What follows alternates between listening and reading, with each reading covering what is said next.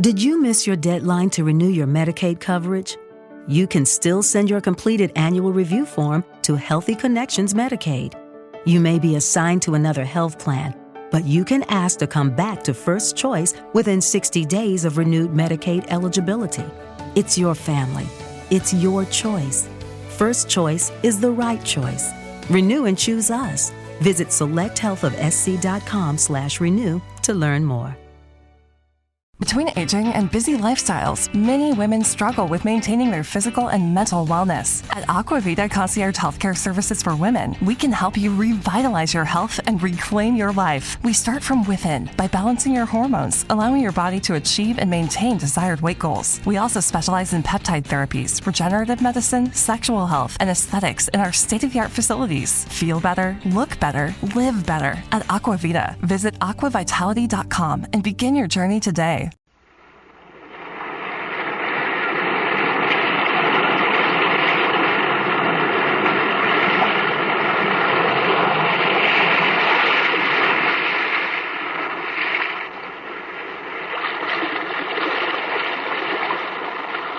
The weird circle.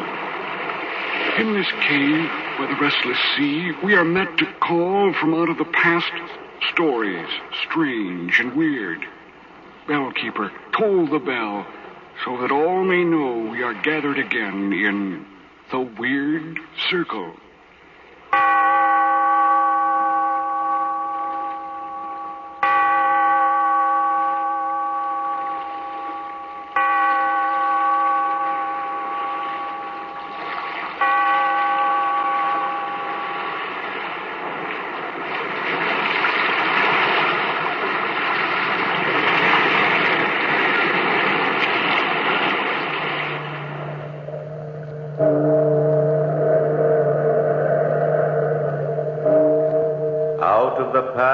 Phantoms of a world gone by, speak again the immortal tale, the Great Plague.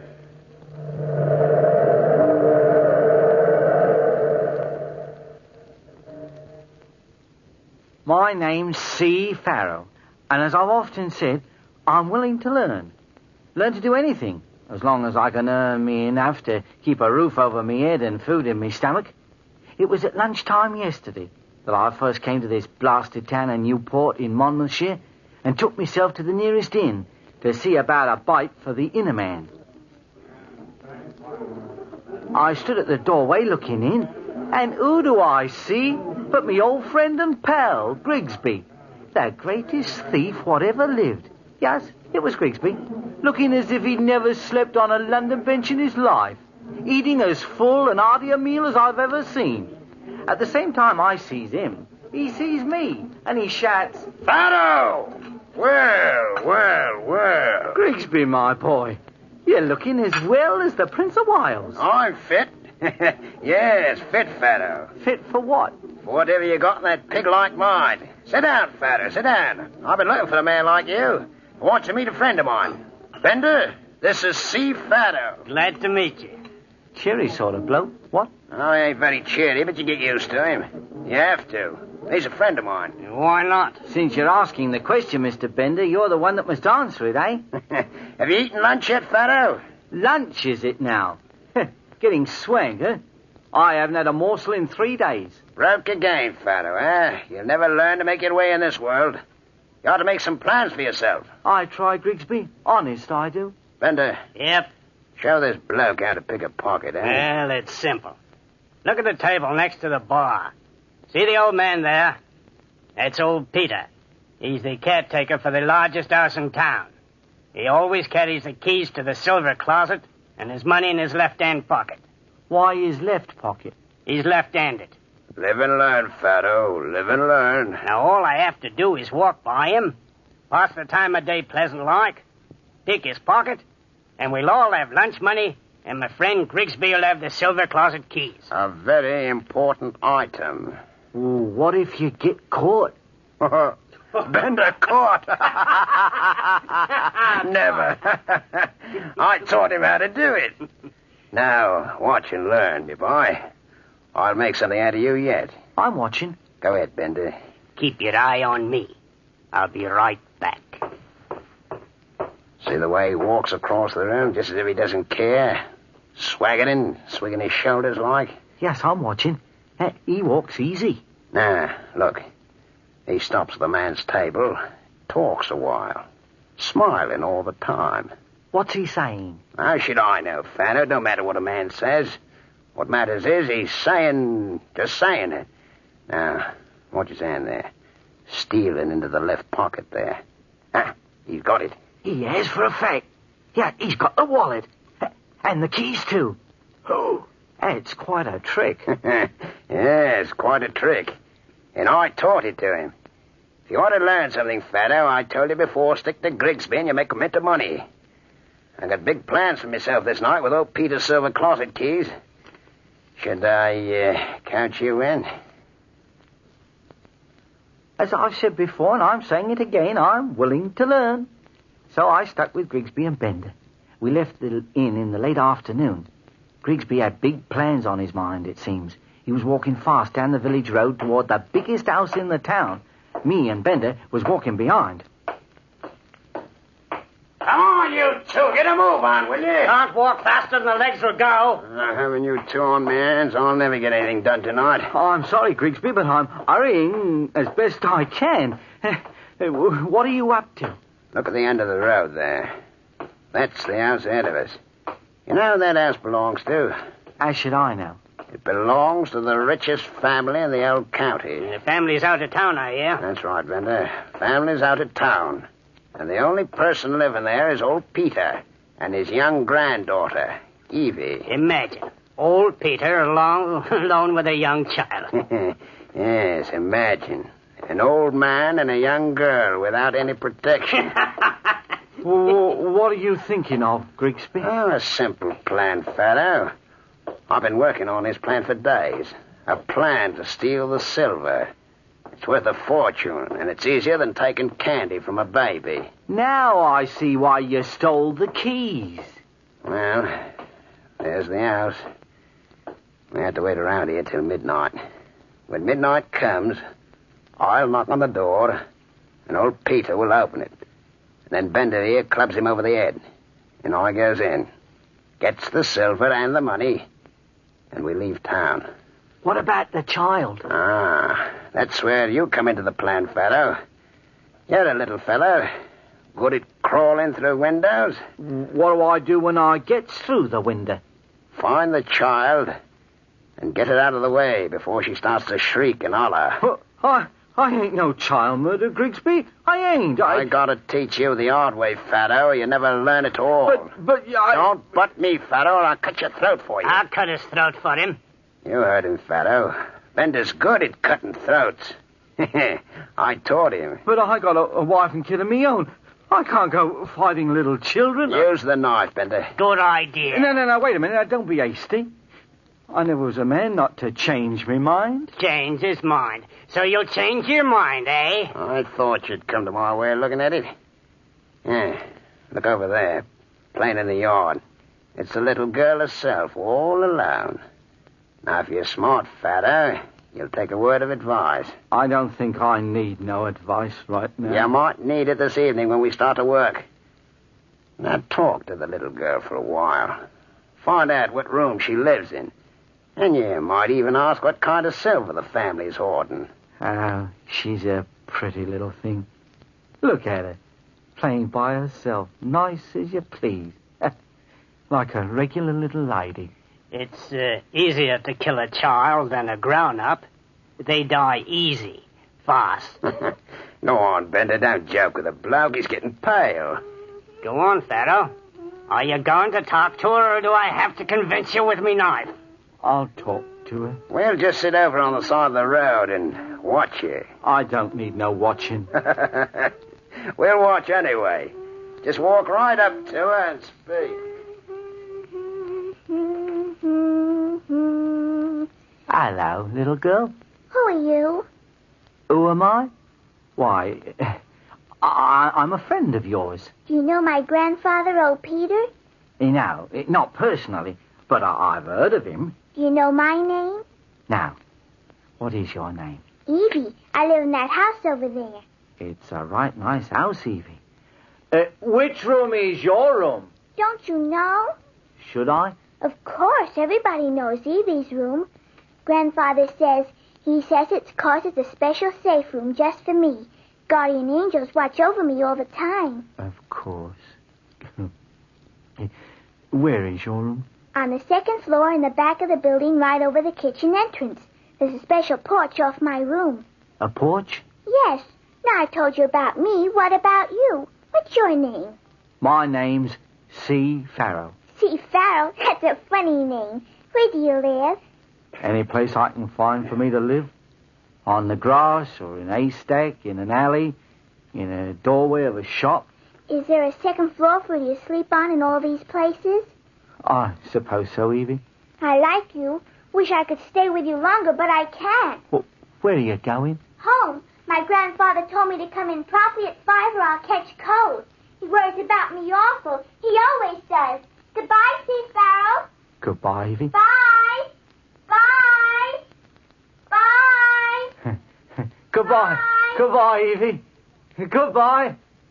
Ah, pretty little girl she is. Nice work, Fado. Quite nice work. If I say so myself, I couldn't have done a better job. One would almost think the little girl liked you. One would, eh? Well, maybe she did. Don't make no difference now. We just take a look around the grounds and then wait. Hey, Bender? Wait till midnight. Stick around, fella. You're going to learn something tonight. Till midnight. Might even get a few hours sleep. Grigsby led the way, and as I said, I'm willing to learn. As we walked around the ground, I kept looking at the second floor, and my heart sunk.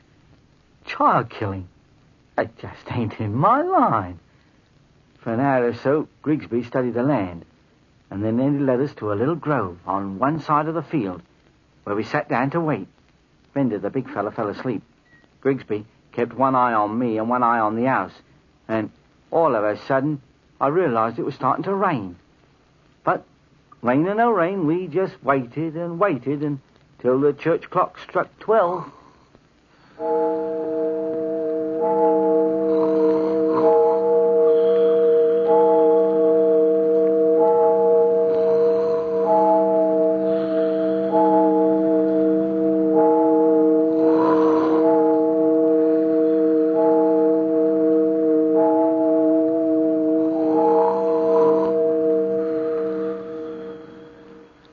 Bender was fast asleep when Grigsby said, Bender. Hey, Bender, wake up. It's midnight now. Midnight. So soon. Blast me if it ain't raining. It's been raining for hours. We ought to forget the old thing. We ain't forgetting nothing. Come on, Fado. Get on your feet and get a move on. I'm on my feet. Ready, Bender? I'm right behind you, Grigsby. Well, follow me, both of you. The ground is wet, Grigsby. Not a night to do this job. I'm superstitious about the rain. Shut up. Well, I am.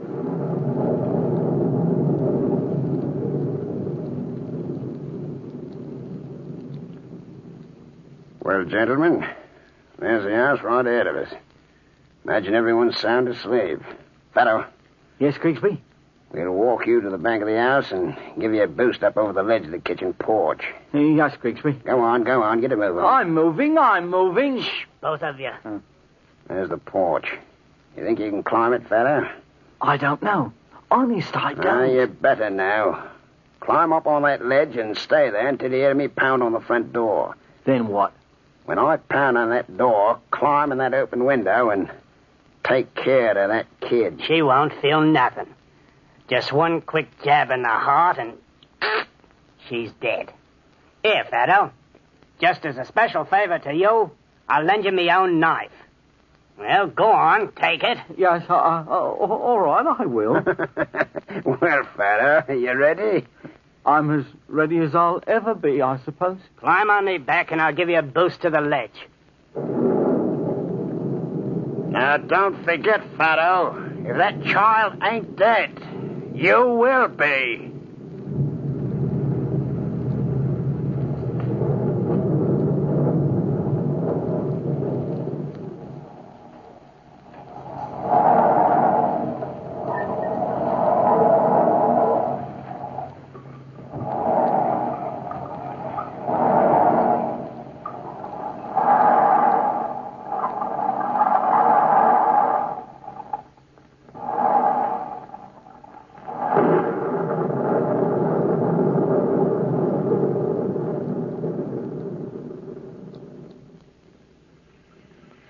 Bender kneeled down, and Grigsby helped me stand on the big man's back.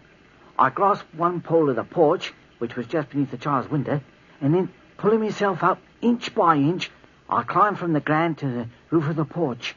The pole was wet and slippery, and my fingers were cut by splinters when I reached the porch.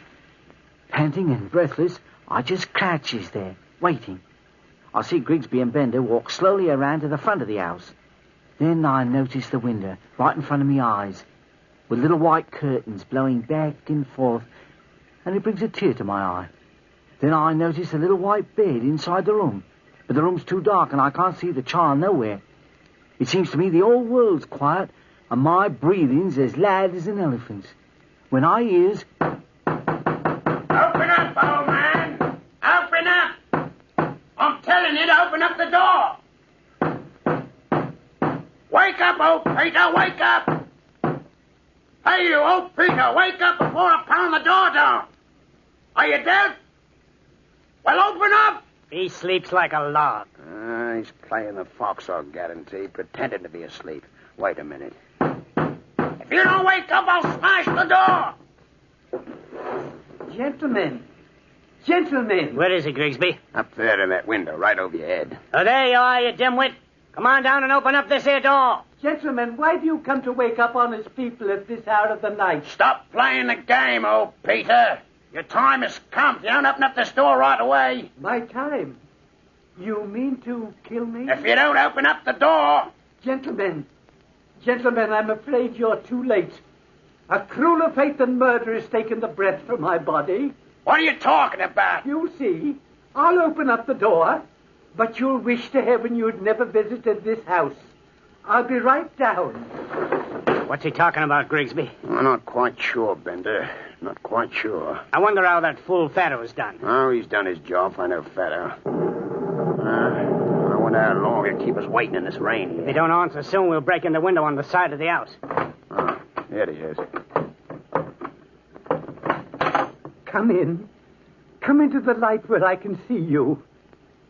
Oh, woe unto you, gentlemen, for trespassing this house tonight. What are you talking about anyway? Look at my face, gentlemen. The black rings under my eyes, and the black splotches on my arms. Do you have any idea what that is? Black rings. Black splotches. Blimey, Grigsby. It's the plague. The Black Plague. Yes, the Black Plague. That's what it is. Late this afternoon, my little granddaughter came in from play. Within 4 hours, she was dead. Evie dead? Come in, gentlemen. Look. There she lies on the stairs. Grigsby, look. Look well, gentlemen, because within the half hour, I should be lying by her side. Oh, the pain. Oh, the pain. It's the plague, Grigsby. I've seen them before. Run, gentlemen. Run to the tanning factory and breathe in the healing fumes of the tannery. The smell of the tan bark and the leather have curative powers. It's too late for me. But if you wish to spare yourself the horrible suffering of the plague, go. Go at once to the tannery and stay there as long as you can. Oh, the pain. My flesh. The pain. Oh, the pain. Help me, gentlemen. Help me. The pain. Don't touch me, Peter. Come on, Bender. The tanner's factory. As fast as we can run. Where's Fatto? I'm right behind you, Bender. I've heard. It's the Black Plague, and nothing can save us. Nothing but the air of the tannery. Let's get there. Hurry.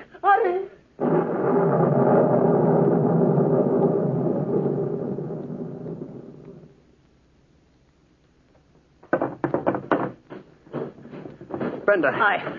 You sit here, next to me on this pile of tanning waste. Right. Fatto? Yes. You sit next to him, and all breathe together now. Odd. 1, 2, 3. Are you sure the fumes from this tanning vat are good for the Black Plague? I've heard nothing can cure you once you've touched someone who's had it. Oh, I never touch Al Peter. Did you, Bender? Never once. Not even tapped him lightly on the shoulder. But I touched the child. You? Yes, and right after that, I touched Bender. Remember Bender? Then I must have it, too. Look at me, Grigsby. How do I look? Not so well as a fact. I don't feel well either. Not well at all. Your face does look sort of, wouldn't you say, bloated, Grigsby? I've got it. I've got the plague. That's what I've got. If Pharaoh must have it too. But nobody touched me. Nobody. Nobody, Bender. I'm still all right. You won't be for long, Grigsby. What are you talking about? I'm going to die. But you ain't going to live. You got us into this. I'll rub my hands on your face. That's what I'll do. Rub my hands on your face. No, you don't, you. Give me that knife, Pharaoh. Here you are, Grigsby. Don't give it to him, Pharaoh. I got it now. And if you come near me, Bender, you know what'll happen to you. What's the difference now? The plague or the knife makes no difference to me either way. Stay away from me. I won't stay away from you, Grigsby. My hands are covered with a disease, and it'll soon be on your face. You pig, you dog. I'll teach you. You'll teach me what? The knife. The knife. Don't you?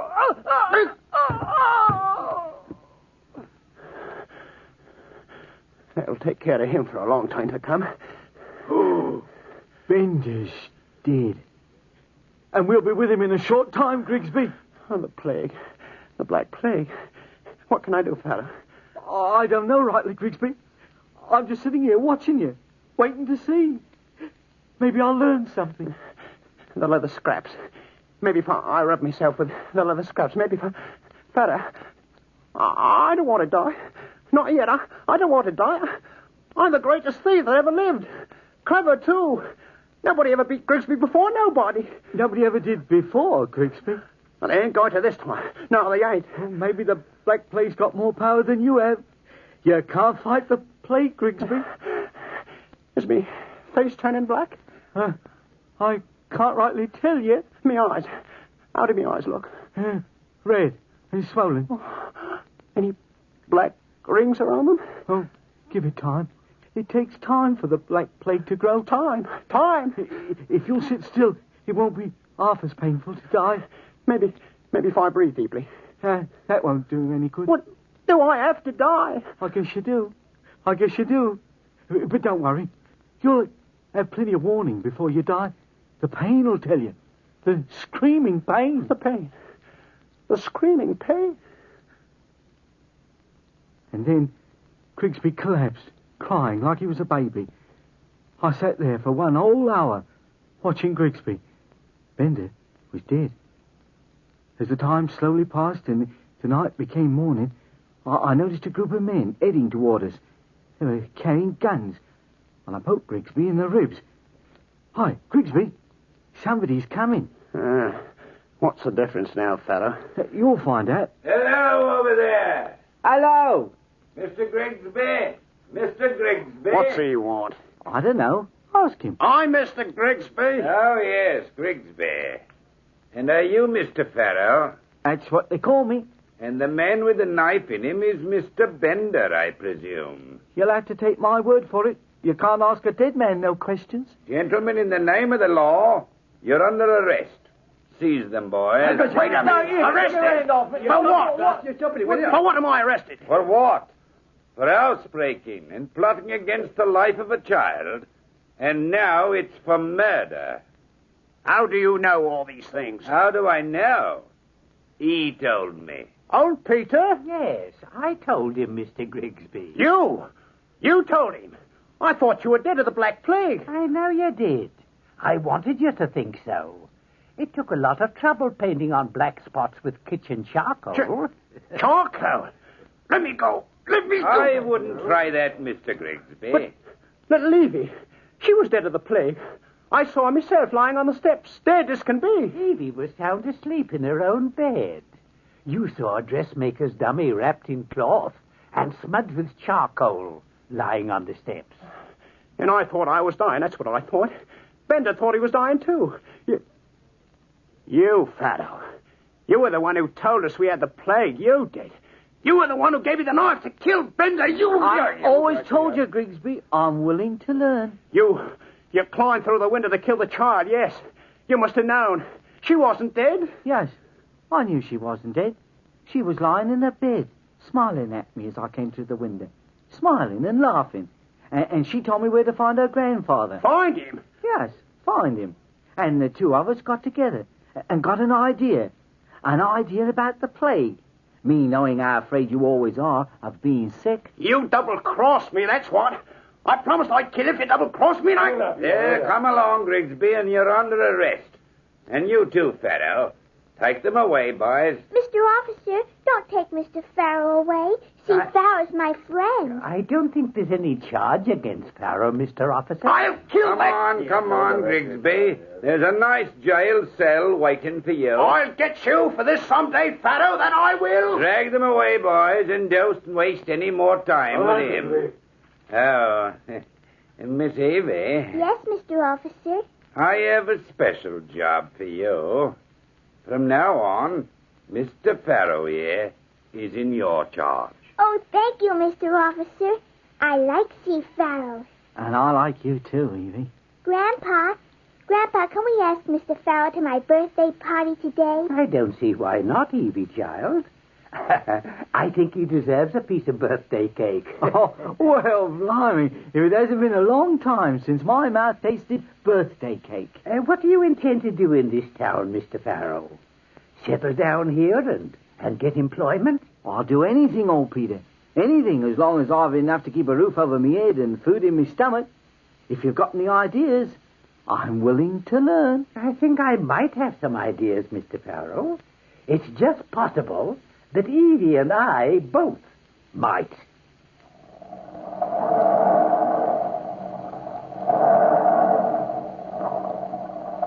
From the time-worn pages of the past, we have brought to you the immortal tale, The Great Plague. Bellkeeper, toll the bell.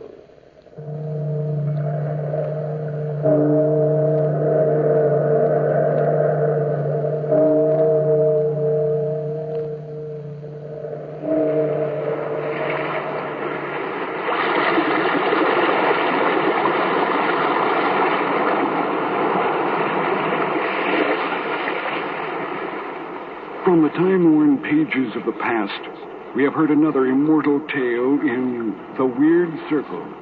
Bellkeeper, toll the bell.